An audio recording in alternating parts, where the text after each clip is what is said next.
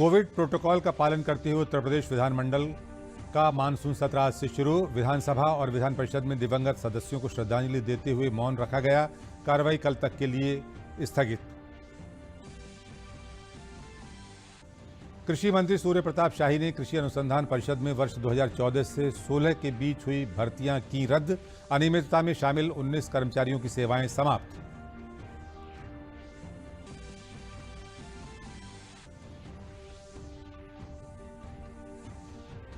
स्वच्छ सर्वेक्षण 2020 के नतीजों में लगातार चौथी बार इंदौर देश में पहले पायदान पर। लखनऊ में स्वच्छता में रैंकिंग सुधारते हुए 121वें स्थान से 12वें स्थान पर लगाई छलांग। आगरा प्रदेश में दूसरे और गाजियाबाद तीसरे स्थान पर रहा।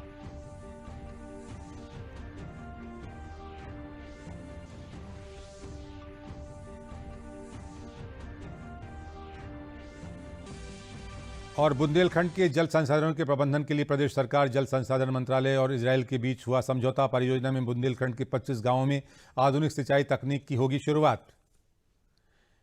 नमस्कार, मैं अशोक यादव और अब समाचार विस्तार से।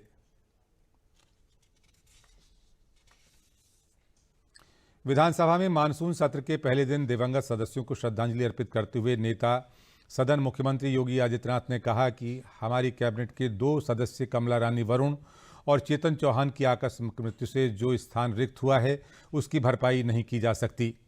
ये दोनों नेता गरीबों, कमजोरों और जनता को समर्पित थे और वो उनके सुख और दुख में भागीदार होते रहे। सदन ने विधानसभा के सदस्य रहे वीरेंद्र सिंह सिरोही, पारसनाथ यादव और मध्य प्रदेश के पूर्व राज्यपाल लालजी टंडन की मृत्यु पर गहरी शोक संवेदना व्यक्त करते हुए उनके परिजनों को अपनी संवेदनाएं प्रेषित की। उन्होंने कहा कि नेताओं ने हमें बहुत कुछ सीखने के लिए दिया। इस अवसर पर उन्होंने पूर्वी लद्दाख की गलवान घाटी में 20 जवानों की शहादत पर भी पूरे प्रदेश की ओर से श्रद्धांजलि अर्पित की और कहा कि उनका ये बलिदान व्यर्थ नहीं जाएगा। वैश्विक महामारी कोविड-19 के दौरान कोरोना वॉरियर्स ने जिस तरह से खतरों का सामना करते हुए कोरोना संक्रमित लोगों की जान बचाई और अपनी जान गंवाई, उन सभी को सदन में श्रद्धांजलि अर्पित की गई और उनके कार्यों की प्रशंसा करते हुए उनके परिवार को भी संवेदनाएं प्रेषित की गईं। विधानसभा और विधान परिषद दोनों सदनों में दिवंगत आत्माओं की शांति के लिए श्रद्धांजलि अर्पित करते हुए 2 मिनट का मौन रखा गया। दोनों सदनों में कोविड-19 प्रोटोकॉल का पालन करते हुए सदन का संचालन किया गया।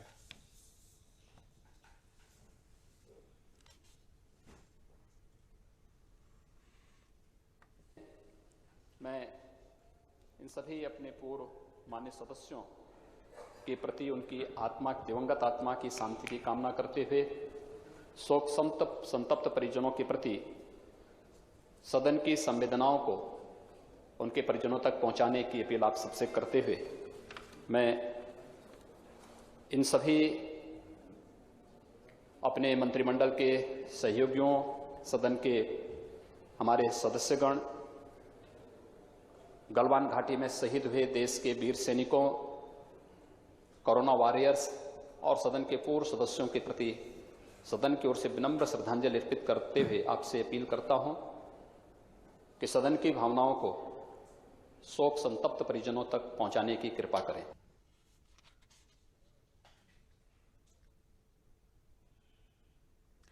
स्वच्छता के मामले में फिर से लगातार चौथी बार इंदौर ने बाजी मारी है। आवास और शहरी विकास मंत्रालय ने देश के विभिन्न राज्यों और शहरों को स्वच्छता सर्वेक्षण पुरस्कार 2020 प्रदान किए। आवासीय और शहरी विकास मंत्री हरदीप सिंह पुरी ने ये पुरस्कार प्रदान किए। मध्य प्रदेश का इंदौर एक बार फिर देश का लगातार सबसे स्वच्छ शहर बन गया है। वहीं दूसरे स्थान पर गुजरात का सूरत शहर रहा, जबकि महाराष्ट्र के नवी मुंबई को स्वच्छता का तीसरा पुरस्कार प्रदान किया गया। इन शहरों को ODF++ का स्टेटस दिया गया है। इन शहरों को 1 लाख से अधिक आबादी वाली कैटेगरी में पुरस्कार प्रदान किए गए।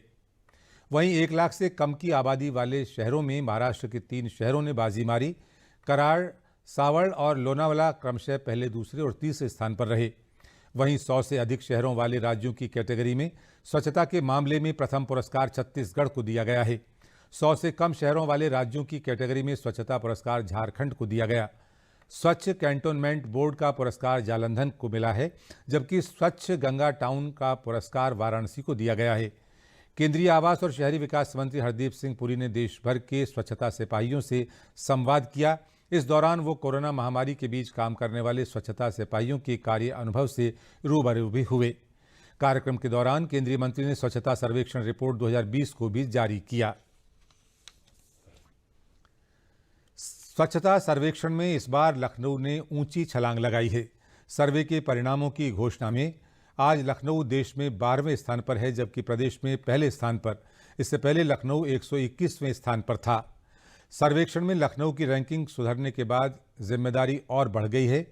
लखनऊ में स्वच्छता इंतजामों को देख रही संस्था इको ग्रीन ने इसे चुनौती के रूप में लेते हुए अब अगले सर्वेक्षण में लखनऊ को नंबर 1 पर पहुंचाने का लक्ष्य निर्धारित किया है।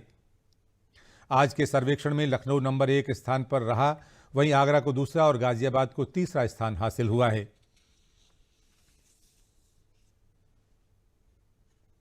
देखिए, ये जो उपलब्धि है 12वां नंबर हमको मिला है, ये पूरे लखनऊ के जो निवासी हैं, यहाँ रहने वाले लोग हैं, उनका सहयोग इसमें प्राप्त हुआ है, क्योंकि बिना जन सहभागिता के और जन सहयोग के इतनी बड़ी उपलब्धि हासिल करना संभव नहीं है। साथ ही हमारी जो संस्थाएं साथ में लगी हैं, चाहे सफाई कर्मचारी हों, चाहे कूड़ा उठाने वाली संस्था इको ग्रीन हो, या अन्य जितने भी लोग हैं जो इस अभियान से जुड़े हैं, सबने जी जान से मेहनत की है।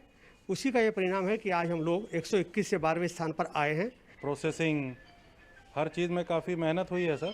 और दूसरा जो हमारे वरिष्ठ अधिकारीगण हैं उनका काफ़ी सहयोग रहा इसमें, और हमारी जो भी शिकायतें आती रहीं, जो हमारे काम में अड़चनें आती रहीं, उसका त्वरित निस्तारण किया गया। और उस निस्तारण का ये परिणाम है कि आज हमारा शहर भारत के टॉप शहरों के साथ खड़ा है, और उम्मीद करते हैं कि अगली बार नंबर 1 जो है लाने का लक्ष्य करेंगे। मुख्यमंत्री योगी आदित्यनाथ ने स्वच्छ सर्वेक्षण 2020 में उत्तर प्रदेश द्वारा सर्वाधिक पुरस्कार प्राप्त किए जाने पर राज्य की जनता को बधाई दी है। मुख्यमंत्री ने कहा कि प्रदेश की 19 निकायों ने विभिन्न श्रेणियों में उत्कृष्ट प्रदर्शन करते हुए राष्ट्रीय स्तर पर सम्मान प्राप्त करके उत्तर प्रदेश का गौरव बढ़ाया है। इस राष्ट्रव्यापी सर्वेक्षण के शीर्ष 12 अवार्डों में से राज्य को 2 अवार्ड मिले हैं। मुख्यमंत्री ने कहा कि प्रधानमंत्री नरेंद्र मोदी के नेतृत्व में संचालित स्वच्छता अभियान से साफ सफाई के संबंध में देश में व्यापक स्तर पर जन जागरूकता आई है। उन्होंने कहा कि स्वच्छता संबंधी जागरूकता वैश्विक महामारी कोविड-19 से निपटने में महत्वपूर्ण भूमिका निभा रही है। मुख्यमंत्री ने कहा कि स्वच्छता के महत्व को ध्यान में रखते हुए प्रत्येक शनिवार और रविवार को राज्य में विशेष स्वच्छता और सैनिटाइजेशन अभियान संचालित किया जा रहा है। केंद्रीय शहरी विकास मंत्री हरदीप सिंह पुरी ने फिरोजाबाद के स्वयं सहायता समूह की महिलाओं से वर्चुअल संवाद किया। ये महिलाएं कचरे में फेंके जाने वाली बेकार सामग्री से उपयोगी सामान बनाकर बेचती हैं। इस तरह ये महिलाएं रोजगार के साथ नगरीय स्वच्छता मिशन का पर्याय बनी हुई हैं। फिरोजाबाद नगर निगम ने महिलाओं को आत्मनिर्भर बनाने के लिए वेस्ट टू वैल्यूएबल थीम को लेकर जाहरवीर स्वयं सेवा समूह की सदस्यों को बेकार वस्तुओं से उपयोगी सामान बनाने का प्रशिक्षण दिया। समूह की महिलाएं अखबार की रद्दी, पुरानी पॉलीथीन, कांच की बोतलें और अन्य बेकार की वस्तुओं से गणेश मूर्ति, पायदान, गुलदस्ता, पेन होल्डर, दरी, रस्सी, टोकरी, खिलौने आदि बनाती हैं। समूह इन तैयार सामान को मेलों और प्रदर्शनी में स्टॉल लगाने के साथ स्नैपडील और जैम पोर्टल पर ऑनलाइन उसमें जो हमारी सेल्फ हेल्प ग्रुप की महिलाएं हैं जिनकी आजीविका का संकट जिनके सामने था, उनको हमने उस केंद्र पर प्रशिक्षण दिया। लगभग 25 स्वयं सहायता समूहों को प्रशिक्षण दिया गया, जिसमें लगभग 250 महिलाएं उसमें सम्मिलित हैं। उन महिलाओं को हमने जो वेस्ट प्लास्टिक है, वेस्ट मटेरियल है, उससे टोकरी बनाना, डोर मैट बनाना, और जो वेस्ट पेपर है उसे मूर्तियाँ बनाना, या उसके जो हैंगिंग चिड़ियों के घोंसले इत्यादि चीज़ें, बहुत वैरायटी की चीज़ें उनको बनाने का प्रशिक्षण दिया गया। और निश्चय ही उसके विक्रय करके उन महिलाओं को काफ़ी उनकी आजीविका में सुधार हुआ है, इकोनॉमिक स्थिति उनकी ठीक हुई है। जाहरवीर स्वयं सहायता समूह में हम महिलाओं को वेस्ट मटेरियल से प्रोडक्ट बनाना सिखा रहे हैं, जिसमें पॉलीथीन से रस्सी, बास्केट और डोल बनाना सिखा रहे हैं। न्यूज़पेपर रद्दी से टोकरी, घोंसले और भारत माता और भगवान की मूर्तियाँ बनाना सिखाई हैं। पुरानी चूड़ियों से भगवान जी के हिंडोले और बास्केट और क्या कहते हैं पेन होल्डर बनाना सिखा रहे हैं। ये कूड़े कचड़े से, वेस्ट मटेरियल से हमारे ये आइटम बनते हैं, जिसे हमारी महिलाएं हाट बाज़ारों में, प्रदर्शनियों में, मेलों में इनको बेचती हैं। और हमारा स्नैपडील जेम पोर्टल पर भी रजिस्ट्रेशन है, तो हमारा मार्केट में ऑनलाइन भी मार्केट में माल बिकता है। महेंद्र सिंह धोनी के अंतर्राष्ट्रीय क्रिकेट से संन्यास लेने पर प्रधानमंत्री नरेंद्र मोदी ने पत्र लिखकर उनकी तारीफ की है और आगे के जीवन के लिए शुभकामनाएं दी हैं। पत्र में पीएम ने धोनी के जीवन के कई अहम पलों को याद किया है और विशेष रूप से वर्ल्ड कप T20 2007 और 2011 में उनके योगदान को सराहा है। पीएम मोदी ने पत्र में धोनी की हेयर स्टाइल से लेकर उनकी बेटी जीवा के साथ बॉन्डिंग का भी जिक्र किया। प्रधानमंत्री नरेंद्र मोदी ने धोनी को लंबा पत्र लिखते हुए कहा है कि 15 अगस्त को अपनी ट्रेडमार्क बेबाक शैली में आपने एक पूरा वीडियो साझा किया जो पूरे देश की लंबी और भावुक चर्चा का विषय बनने के लिए पर्याप्त था। एक तो 130 करोड़ भारतीय निराश थे, लेकिन दिल से आपके आभारी हैं कि उन सबके लिए जो आपने पिछले 1.5 दशक में भारतीय क्रिकेट के लिए किया है। पीएम मोदी ने आगे लिखा है कि आपके क्रिकेटिंग कैरियर को आंकड़ों के जरिए देखा जा सकता है। आप उन सबसे सफल कप्तानों में से एक रहे हैं जिन्होंने भारत को दुनिया के चार्ट में सबसे ऊपर ले जाने में महत्वपूर्ण भूमिका निभाई। आपका नाम इतिहास में सबसे महान क्रिकेट कप्तान के रूप में, दुनिया के बल्लेबाजों में से एक के रूप में और निश्चित रूप से अच्छे विकेट कीपर में से एक के तौर पर लिया जाएगा। कठिन परिस्थितियों में मैचों को फिनिश करने की आपकी क्षमता, खासतौर पर 2011 के विश्व कप के फाइनल में पीढ़ियों तक लोगों के जहन में ताज़ा रहेगी। महेंद्र सिंह धोनी को सिर्फ उनके कैरियर के आंकड़ों की वजह से ही याद नहीं रखा जाएगा। आपका सिर्फ एक खिलाड़ी के रूप में मूल्यांकन आपके साथ अन्याय होगा। आपको सही तरह से मूल्यांकित करने के लिए आपको अद्भुत शख्सियत के रूप में देखा जाना चाहिए। एक छोटे से शहर से निकलकर राष्ट्रीय स्तर पर उभरना और देश को गौरव दिलाना अहम काम है। इसके बाद आपने करोड़ों युवाओं को प्रेरित किया, ऐसे स्कूल कॉलेजों के युवाओं को जो शाही परिवारों से नहीं आते लेकिन जिनमें प्रतिभा है। नए भारत में आपका अहम रोल है। प्रधानमंत्री नरेंद्र मोदी ने कहा कि भारतीय सैन्य बलों से आपका विशेष लगाव का मैं जिक्र करना चाहूँगा। आप आर्मी पर्सनल के रूप में ज़्यादा खुश दिखाई दिए थे। कल्याण के लिए आपकी प्रतिबद्धताएं हमेशा याद रखी जाएंगी। मुझे उम्मीद है कि साक्षी और जीवा अब आपके साथ अधिक समय बिता पाएंगी। जवाब में धोनी ने तारीफ और शुभकामनाओं के लिए पीएम मोदी को शुक्रिया कहा। धोनी ने एक ट्वीट करके कहा कि एक कलाकार, सैनिक और खिलाड़ी को प्रशंसा की कामना होती है। वो चाहती हैं कि उनकी मेहनत और बलिदान को सभी पहचानें। शुक्रिया प्रधानमंत्री नरेंद्र मोदी, आपकी ओर से मेरी प्रशंसा और शुभकामनाओं के लिए।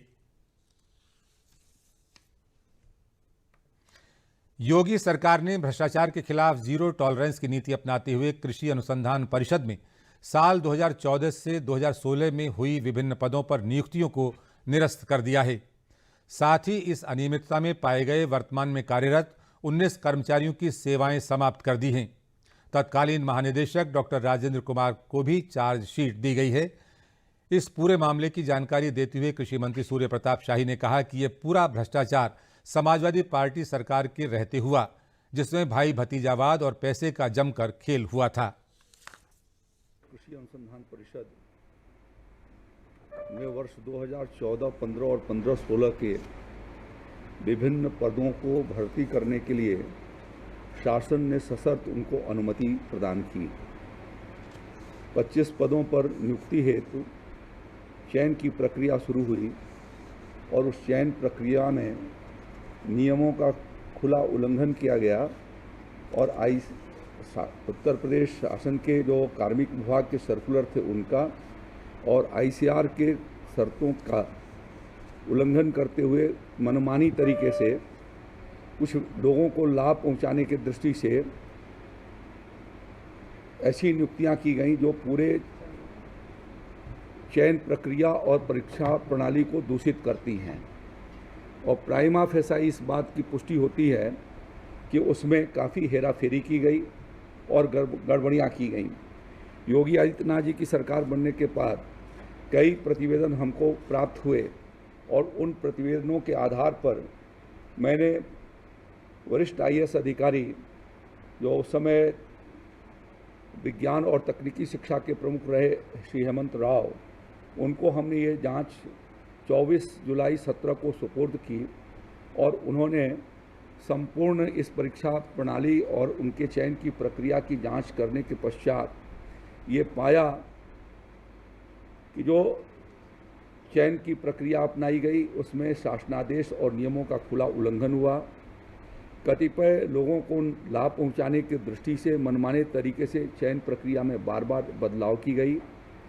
शैक्षणिक मानदंडों और योग्यताओं के विपरीत प्रक्रिया अपनाई गई। साथ साथ में जो आवेदन पत्र आए उसमें से कई को पोस्टल डिपार्टमेंट के लोगों को मिला करके वापस कर दिया गया, जिनके बाद में आए उनको स्वीकृत कर दी गई। और इस तरीके से साक्षात्कार के बाद भी एक दो लोगों को उसमें सम्मिलित करके और उसके भीतर जो है वो रिजल्ट आने के बाद भी उसके भीतर शामिल कर लिया गया। तो इन प्रक्रियाओं के कारण 19 कार्मिकों की सेवा समाप्त करने के बारे में ये हम लोगों ने निर्णय किया है। योगी आदित्यनाथ जी की सरकार भ्रष्टाचार और अनियमितता के ऊपर जीरो टॉलरेंस की नीति से काम कर रही है। प्रदेश के बुंदेलखंड क्षेत्र के जल संसाधन के प्रबंधन की परियोजना के लिए आज लखनऊ में उत्तर प्रदेश सरकार तथा जल संसाधन मंत्रालय इजराइल के मध्य प्लान ऑफ कोऑपरेशन हस्ताक्षरित किया गया। इजराइल की तरफ से भारत में इजराइल के राजदूत डॉक्टर रॉन मल्का और उत्तर प्रदेश सरकार की तरफ से उत्तर प्रदेश कृषि उत्पादन आयुक्त श्री आलोक सिन्हा ने इस महत्वाकांक्षी MOU पर हस्ताक्षर किए। बुंदेलखंड में जल प्रबंधन के क्षेत्र में दीर्घकालिक सुधार किए जाने के लिए प्लान ऑफ कोऑपरेशन के द्वारा बुंदेलखंड क्षेत्र में इजराइल के सहयोग से India Israel Bundelkhand water project पर काम किया जाएगा। इस प्रोजेक्ट को Shri Dan Alluf counsellor MASHAV agriculture Israel द्वारा विकसित किया गया है। परियोजना के अंतर्गत उन्नत कृषि उपायों, इंटीग्रेटेड ड्रिप इरिगेशन के द्वारा क्षेत्र में जल संवर्धन के काम किए जाने प्रस्तावित हैं। प्रोजेक्ट के अंतर्गत बुंदेलखंड के 25 गांवों को शामिल किया गया है। जनपद झांसी में स्थित पहुज डैम के रिजर्वायर को परियोजना के अंतर्गत सिंचाई के लिए इंटीग्रेटेड ड्रिप इरिगेशन से युक्त किया जाएगा। परियोजना के क्रियान्वयन में आवश्यक सहयोग और क्षमता वृद्धि के लिए इजराइल के विशेषज्ञों की सेवाएं भी ली जाएंगी। साथ ही नवीनतम सिंचाई तकनीकों को भी परियोजना में शामिल किया जाएगा, जिसको बाद में परियोजना के हित में आवश्यकता के अनुसार विस्तारित किया जा सकेगा।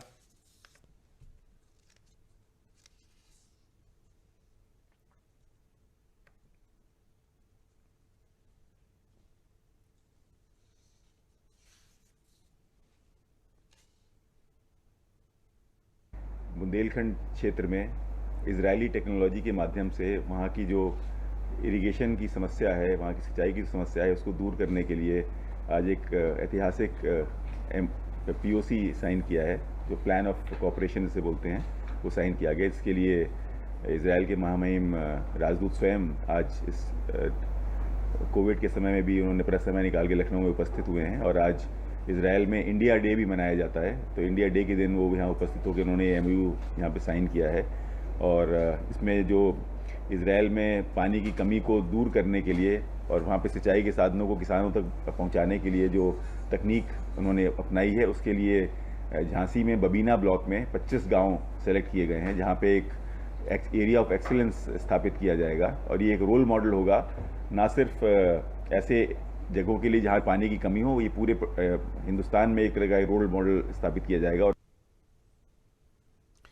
शिया चांद कमेटी के अध्यक्ष मौलाना सैफ अब्बास नकवी ने बताया है कि आज मुहर्रम का चांद दिखाई दे गया है और इसलिए कल मुहर्रम की पहली तारीख होगी। केंद्रीय कैबिनेट ने बुधवार को कई अहम फैसले किए, जिसमें केंद्र सरकार की सरकारी नौकरियों के लिए एक ही परीक्षा होगी। केंद्रीय मंत्रिमंडल ने भर्ती के लिए नेशनल रिक्रूटमेंट एजेंसी NRA के गठन को मंजूरी दे दी है। NRA केंद्र सरकार की सरकारी नौकरियों के लिए एक कॉमन एलिजिबिलिटी टेस्ट कराएगी।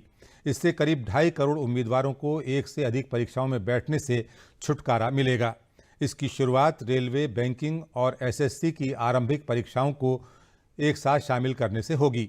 केंद्र सरकार के द्वारा लिए गए इस निर्णय पर कर्मचारी चयन आयोग मध्य क्षेत्र के निदेशक राहुल सचान का कहना है कि केंद्र सरकार की ओर से तैयार ड्राफ्ट के अनुसार SSC, रेलवे भर्ती और बैंकिंग सेवा भर्ती के लिए ग्रेजुएट, हायर सेकेंडरी और मैट्रिक का स्तर पर 3 अलग परीक्षाएं होंगी। तो इसलिए इसमें खर्च तो कम लगेगा। अगर ऐसा हो जाएगा तो बच्चों का बहुत पैसा बच जाएगा, क्योंकि सेंटर दूर हो जाता है तो वहाँ पे जाने आने जाने का खर्च रहता है।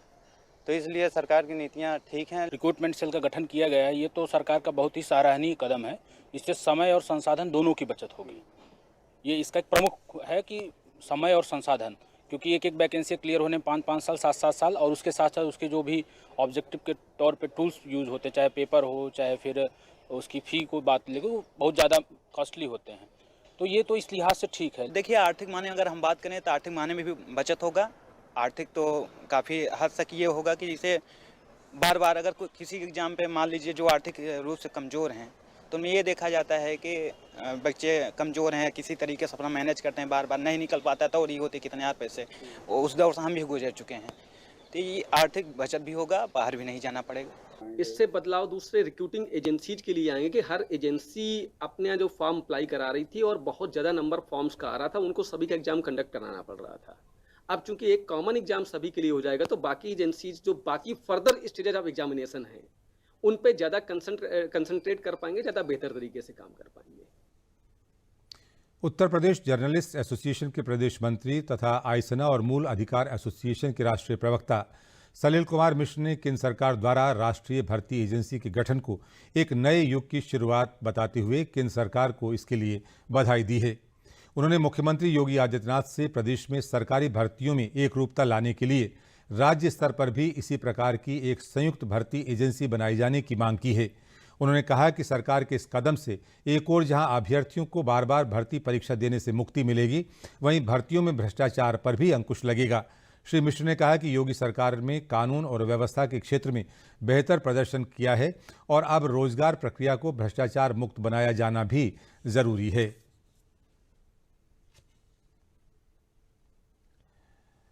कश्मीर के बारामूला में आतंकी हमले में शहीद हुए रवि सिंह का पार्थिव शरीर उनके गृह जनपद मिर्जापुर में गया तो श्रद्धांजलि देने के लिए लोगों की भीड़ उमड़ पड़ी। शहीद रवि सिंह की अंतिम यात्रा में भी जनसैलाब उमड़ पड़ा और पुष्प वर्षा करके नम आंखों से लोगों ने उन्हें श्रद्धांजलि अर्पित की। इस मौके पर शहीद को सेना के जवानों ने परंपरागत रूप से अंतिम सलामी दी। शहीद के पार्थिव शरीर को श्रद्धांजलि देने के लिए गांव में उमड़ी भारी भीड़ के चलते करीब 5 किलोमीटर तक जाम के हालात बने रहे। शहीद के पिता संजय सिंह ने अपने इकलौते बेटे को मुखाग्नि दी। भाई देश के माटी के लाल, गौरा गांव के माटी के लाल और देश के गौरव अमर शहीद रविशंकर सिंह को सशक्त नमन करते हैं। आज माननीय मुख्यमंत्री जी के निर्देशानुसार हम स्वयं और सारे लोग, हमारे जिलाध्यक्ष जी हैं, भाई आशीष जी हैं, सभी लोग इस अंत्येष्टि में लोग सम्मिलित हुए थे और माननीय मुख्यमंत्री जी और प्रदेश सरकार की तरफ से 50 लाख रुपए उनके अकाउंट में भेज दिया गया, जिसका प्रमाण पत्र हम लोगों ने दे दिया है। मैं तो प्रार्थना करता हूँ कि आज एक ही था, एक और होता तो दे देता। शासन का आदेश हो तो मैं कैंसर का मरीज हूँ, फिर भी सीमा पर नहीं जा सकता हूँ। इसके बाद मेरे पास कोई शब्द नहीं। जनपद कानपुर नगर में लगातार बढ़ रहा कोरोना संक्रमण सरकार के लिए चिंता का विषय बना हुआ है। कोरोना संक्रमण से निपटने के लिए जिला प्रशासन द्वारा किए जा रहे कार्यों का निरीक्षण करने पहुंचे प्रमुख सचिव स्वास्थ्य और परिवार कल्याण उत्तर प्रदेश आलोक कुमार ने जनपद के कांशीराम अस्पताल, मेडिकल कॉलेज, कंटेनमेंट जोन और टेस्टिंग सेंटर का निरीक्षण करके अधिकारियों के साथ रणनीति तैयार की। प्रमुख सचिव ने बताया कि सरकार द्वारा बिस्तरों की संख्या और पीएम केयर से प्राप्त वेंटिलेटर्स की संख्या बढ़ाई जा रही है। उन्होंने कहा कि सरकार द्वारा निरंतर समीक्षा की जा रही है और जल्दी ही संक्रमण की इस दर में गिरावट आएगी और इस पर काबू पाया जाएगा। वहीं जनपद में लगातार बढ़ रहे कोरोना संक्रमण को नियंत्रित करने के लिए जनपद की वेबसाइट कानपुर कोविड-19 सुरक्षा कवच डेवलप की गई है, जो काफ़ी कारगर सिद्ध हो रही है। इसमें कोई भी व्यक्ति कानपुर का अगर लॉगिन करता है, इसको ओपन करता है, तो वहाँ पे वो सारे हॉस्पिटल के संबंध में जानकारी इसको मिल जाएगी, कहाँ पे कितने बेड्स अवेलेबल हैं, कितने ऑक्यूपाइड हैं और कितने वेकेंट हैं। इसके अलावा जो हमारे पॉजिटिव पेशेंट्स आते हैं उसके डेटा हम जब इस पोर्टल पे फीड करते हैं तो पॉजिटिव पेशेंट्स जो होते हैं उनको सारे को SMS चला जाता है कि आप पॉजिटिव पाए गए हैं। और आप इसी तरह से आपके पास दो ऑप्शन है कि आप हॉस्पिटल में भर्ती हो सकते हैं या फिर होम आइसोलेट रह सकते हैं। इसी प्रकार से जिन लोगों को हम पहले से जान रहे होते हैं उनको फैसिलिटी ही एलोकेट होनी है, तो उनमें फैसिलिटी के नोडल जो डॉक्टर्स हैं उनसे फ़ोन पे बात करते हैं, उनकी तबीयत के बारे में जानते हैं और इस हिसाब से उनको फैसिलिटी एलोकेट कर देते हैं ऑनलाइन ही। इसमें किसी प्रकार का किसी को मरीज़ को कागज़ के लिए नहीं दौड़ना है, मरीज़ के रिश्तेदार को कागज़ के लिए नहीं दौड़ना है। तो मैंने तो अभी 2 दिन पहले ही कार्यभार संभाला है। इससे पहले मैं नीति आयोग में था और मैं स्वास्थ्य ही देख रहा था संयोगवश, तो शायद सरकार ने फिर उसको देखते हुए, और मैंने नेशनल लेवल पे कोविड रिस्पांस को देखा है वहाँ पे। तो कई सारी चीज़ें हैं और अगर आप देखें तो जो 2 जनपद हमारे लिए चिंता का विषय है उसमें कानपुर और लखनऊ ज़रूर हैं, क्योंकि ये अर्बन, आपने देखा है कि ज़्यादा अर्बन इलाकों में, नगरीय इलाकों में इसका ज़्यादा प्रभाव है। चाहे बम्बई देखें, दिल्ली देखें, चेन्नई देखें, हैदराबाद देखें, तो सभी जगहों पे इस तरीके से है। तो कानपुर और लखनऊ हमारे लिए विशेष चिंता की, इसलिए मैं चार्ज लेते ही सबसे पहले मैंने इस जनपद का दौरा करना उचित समझा। 21वीं सदी में आज हर हाथ में स्मार्टफोन है। छोटी सी ये डिवाइस आज इंसान की सबसे बड़ी ज़रूरत बन चुकी है। सुबह सोकर उठने से रात को सोने तक मोबाइल फ़ोन ही वो पहली और आखिरी चीज़ है जिसे व्यक्ति सबसे पहले और सबसे आखिर में अपने हाथ में लेता है। वाराणसी में मृत्युंजय सिंह ने एक ऐसा ऐप तैयार किया है जिससे आप अपने किसी भी फाइल को आसानी से एंड यूजर तक भेज सकते हैं। आप इस मैसेजिंग ऐप से पूरी सिक्योरिटी के साथ किसी से बात कर सकते हैं और वॉइस और वीडियो कॉल कर सकते हैं। उन्होंने बताया कि 1 महीने से भी कम समय में इस ऐप को बनाया गया और प्ले स्टोर में लॉन्च करते ही ये ऐप 10 लाख से ज़्यादा लोगों ने डाउनलोड किया और लगभग 6000 लोगों ने अपने रिव्यू दिए हैं। उन्होंने बताया कि मैंने इस ऐप का नाम भारत मैसेंजर इसलिए रखा है ताकि स्वदेशी को बढ़ावा मिले और इससे प्रेरित होकर और दूसरे सॉफ्टवेयर इंजीनियर भी स्वदेशी ऐप बनाएं।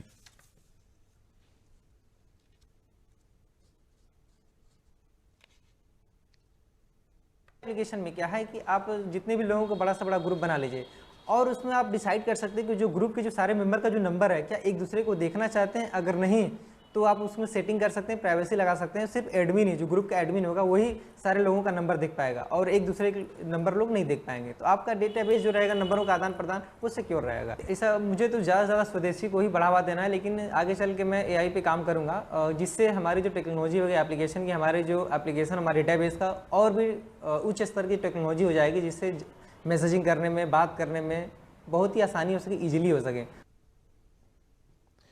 जनपद फिरोजाबाद में प्रधानमंत्री आदर्श ग्राम योजना के अंतर्गत 37 गांव आदर्श ग्राम होंगे, जहां पेयजल, TTSP, आंगनबाड़ी भवन, शौचालय, नाली, सड़क और आंतरिक सड़क निर्माण के साथ डस्टबिन और स्ट्रीट लाइटों से आदर्श ग्राम रोशन होंगे। फिरोजाबाद के सभी 37 प्रधानमंत्री आदर्श गांव विभागीय योजनाओं से संतृप्त किए जाएंगे और वहां के लोगों को आत्मनिर्भर बनाने पर भी काम किया जाएगा। गांव के लोगों में कौशल विकसित करके उन्हें आत्मनिर्भर बनाया जाएगा। उन्होंने बताया कि योजना में ऐसे गांव चुने गए हैं जहां अनुसूचित जाति की आबादी 50% या उससे अधिक है। इन गांवों में पेयजल और स्वच्छता, शिक्षा, स्वास्थ्य और पोषण, सामाजिक सुरक्षा, ग्रामीण मार्ग और आवास, बिजली और स्वच्छ ईंधन, कृषि आदि, वित्तीय समावेशन, डिजिटीकरण, आजीविका और कौशल विकास आदि के लिए निगरानी योग्य संकेतक तैयार किए गए हैं। देखिए, प्रधानमंत्री जी हमेशा इस बात के लिए प्रयासरत हैं कि कैसे जो गांव है, जो हमारा लास्ट माइल है डेवलपमेंट का, वहां तक कैसे फंड पहुंचे। तो जो हमारा केंद्र वित्त और राज्य वित्त के अतिरिक्त भी योजनाओं के तहत वो वहां पे पैसा मिलता है। तो एक प्रधानमंत्री आदर्श ग्राम योजना है जिसमें हमारे गत वर्ष 20 गाँव चयनित हुए थे, इस वर्ष 17 गाँव चयनित हुए हैं, जहाँ पे हम लोग जो भी गैप्स है आइडेंटिफाई करके वहाँ पे जल की सुविधा और आंगनवाड़ी अगर नहीं है और अगर रोड्स वगैरह के लिए कुछ पैसे की कमी है और स्ट्रीट लाइट्स वगैरह, इन सब पे फोकस करते हुए हम लोग उस गांव को संतृप्त करने के लिए प्रयासरत हैं। इसके लिए हम लोग ने एक विशेष मीटिंग भी रखी जिसमें सभी गांव के सचिवों को बुला के और विभागीय अधिकारियों को बुला के ये चर्चा करी गई कि किस प्रकार से इन गाँव को वाकई आदर्श गाँव अगर हमें बनाना है तो सिर्फ उस 20 लाख रुपए से या 10 लाख रुपए जो मिलते हैं उससे नहीं, परंतु जो कन्वर्जेंस है, मतलब जो विभागों के एग्जिस्टिंग रिसोर्सेज हैं उसको किन प्रकार से चैनलाइज करते हुए बेस्ट यूज करना है। इसी के साथ समाचारों का ये बुलेटिन समाप्त हुआ। नमस्कार।